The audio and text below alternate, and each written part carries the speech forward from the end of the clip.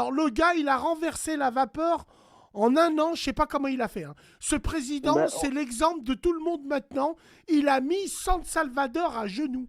Oh, San c'est Salvador, très simple. c'était l'un des pays les plus criminogènes au Voilà, monde. c'est ça. Ouais, C'est ouais, ça. ouais. En fait, pour 100 habitants, on avait 6 meurtres par jour. Ça, c'est impossible en Europe. C'est le plus grand taux au monde.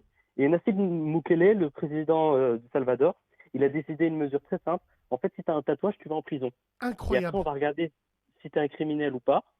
Et si tu ne l'es pas, bah, tu sors. Si tu arrives à prouver que tu ne l'es pas, tu sors. Et en fait, ça a fait que la criminalité, elle a baissé, mais énormément. Ils les mettaient en caleçon Alors, en alors, promenade. alors c'est très bien que tu sois là. Regarde, on va réagir un peu dessus. On va regarder ensemble. Voilà ce que D'accord. c'est. Le président Nassib Bukele. Moukele, Alors lui, wallah, il a réussi à faire un coup de maître.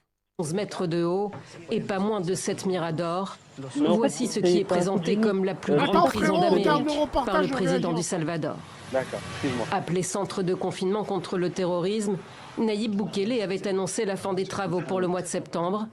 La visite présidentielle, très médiatisée, a finalement eu lieu mardi.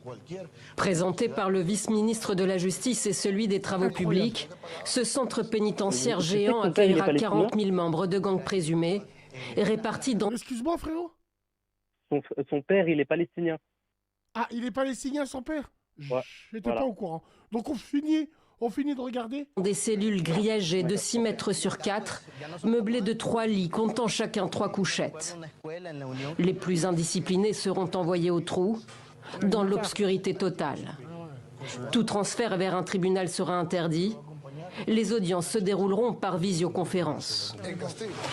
Démonstration à l'appui.